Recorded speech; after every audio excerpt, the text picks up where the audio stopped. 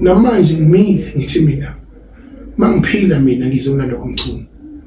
I don't pretend, I don't do anything, I'm straightforward. So miss ngibonile nje act ngithi mina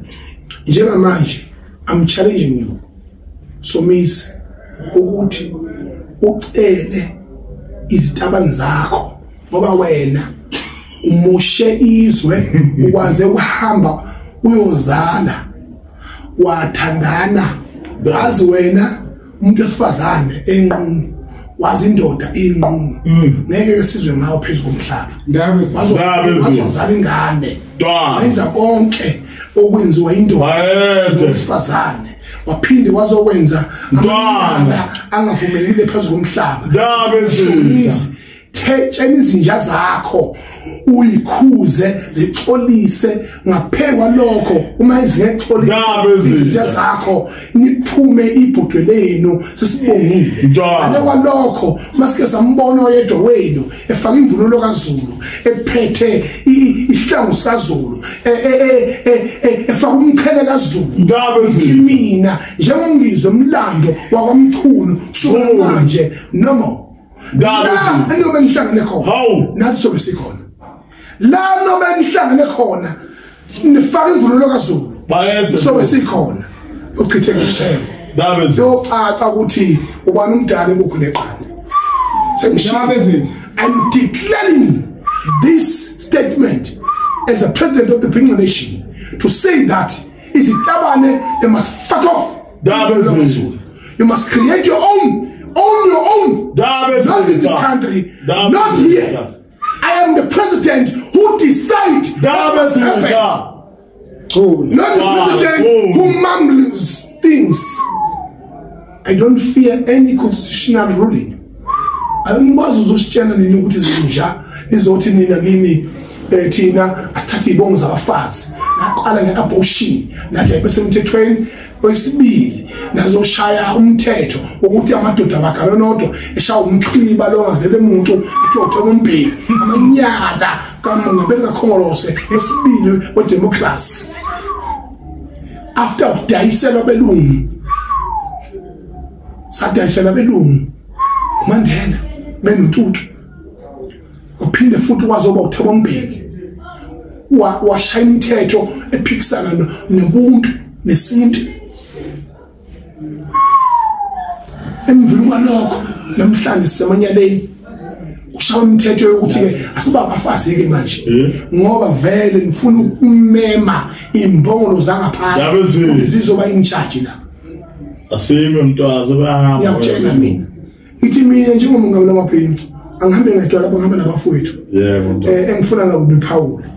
ukuvimba kwethu kwamaye bekuvinjwe nje bokunqoba sinqobile futhi bingekho ipi ebesibile besithi thina sizobabaza intabane lezi ngaphakathi ngiya egeyizi kodwa nginesiqiniseko sokuthi mina lempi itabane silwayo into eyenzekile izo izinduna ezikhulumele phansi nabantu bomthetho isidingo singekho lokho akulungile lokho ngibe mina ngikhulumile nazo ukuthi mina ngizobaba umhlangano nazo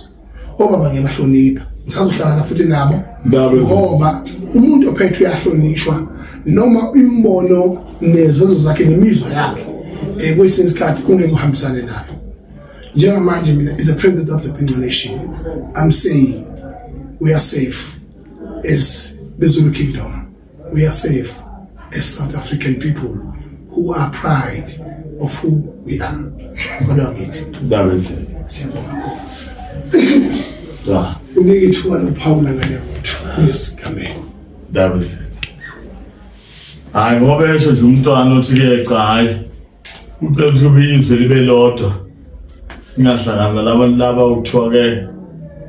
Ibona ukuthi ke bazohlupha thina abantu balamzasi no bayi labantu abangumpheli cha asifisi lokho ukuthi iqhubeke ngokumntwana nje efikele namhlanje sisuwele eMountana ehlala khona koDenver na koGP imoba solungisana naye ukuthi ke nalento le angayifuni nathi asifuni bafowethu asifuni ngeke ulale nomunye umfweni ebe umfweni ngeke ulale nentombi ube uyintombi siyacela nje bafuna ukuthi ke sona namhlanje kuyale phambili umntwana ngoba esitshele nje xa ukuthiza akuthandi nathi asikuthandi sisuka sonke ke le emakhaya amahlabathini kwanongoma siyazi ukuthi ke into engafuneka ayifuneki nomntwana obeselele nje uyazi ukuthi ke abantu bakuma into bathi bayifuna siyacela ke bafuna ukuthi ngoba silana nje egoli umntwana esikhiphile namhlanje umyizo omkhulu ukuthi ke size simbhekise into angayifuni nathi asifuni ngeke kuthulane nomunye umuntu ebe egqoka ibheshu lakithi nathi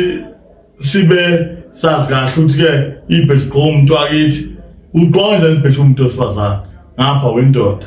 usenza umuntu osifazana ugqoka ibheshu uqonja lebheshu ngoba sichaza ukuthi kahle kahle thina abantu bakithi asifuni engcolile omunye umuntu engathatha ngeside la lokuthi ke hayi ubani uyabhedwa akabhedwa ubhuti kunimiqelisa phela inkele semntweni masa abantu bakithi bazulisa abantu bakithi kwaZulu into elonje asifuni into ebhedda nje seceleni asifuni sinto eyodwa nje sinto eyodwa thina phelela Zulu esisuke eMaustel nasemakhaya kuphi eThekwini kuphi nakuphi sinto eyodwa bafethu ukuthi into ebhedayo asifuni imqhelo amabheshu agqoka abantu laba kwama kuthiwa batibona bazithi abantu bazinsizwa namhlanje asifundo singasuka sithatha ibhamu zethu yonke into le sobulala abantu labo abayabheda akalo ubhuti mayekhuluma ethi ke into ethiza la ifuni uqinisile wamsana nathi ukuthi asinawo amandla ukuthi ke sibasuse la kodwa wanamhlanje ufikile ukuthi ke into ethiza la ifuni akayifuni ngeke boshela iqiniso sabona uhulumeni uyabheda wabophela umuntu umbophe iqiniso hayi bafowethu siyabonga bafowethu sesinto yonke ndaba ezinhle ukuthi sicela ukuthi na insizwa lapha yakwasibiya sinawo lapha nawe sesiyibone ihleka kakhulu lapha enkundleni zokuxhumana angazi noma nawe uyiso noma uzovikela zona nokuthi uma mbongolo ngoba nami legushini esekhanda labe ade ngabambeza ngayo mina ngithola ibhola yabazi cha sibingelele babukeli ushawe yini lapho ubuyoza ukuba ngawungubani lapho hayi lo ufale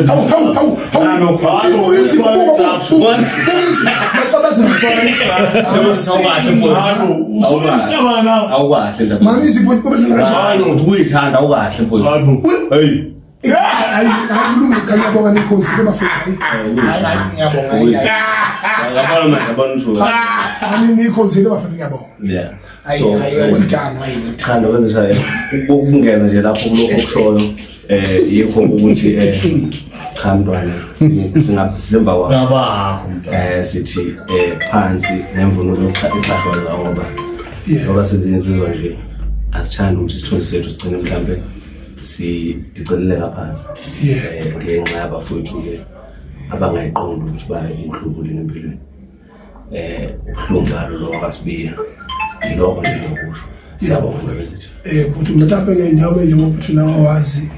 izimo esibhekene nazo ukuthi banomlungelo lomthethosisekelo labantu besiphilile nabo futhi kuma emayina simcimbini befikile biphatha inhlelo igabele ezahlukahlukene sibajabulele bese stage singanankinga nabo indaba iqala la ekuthenini bese nekumncele ukuthi uPaula wakho baweqela umncele lapho endaba ezithi ukuthi bewubulilo obufanayo bese belokhuza besebenzisa imvunulo yamakhosi baweqa kakhulu umncele lahlahle befuna bayajeza ngesijeza esithile sakwazulu kodwa ke sizothi ngoba phela siphethe uhulumeni vele othi ayilime ziyatsheni ayikho into esingayenza kufanele bejeze bona lo hulumeni iyajackithini ngalo hulumeni ufuna ngiyazi lento okay ukusho ukuthi manje ke ubani waplana ikusasa lo muntu ebekeke bekhona kulona angaba khona kulona ngoba embulale lo onombono wekusasa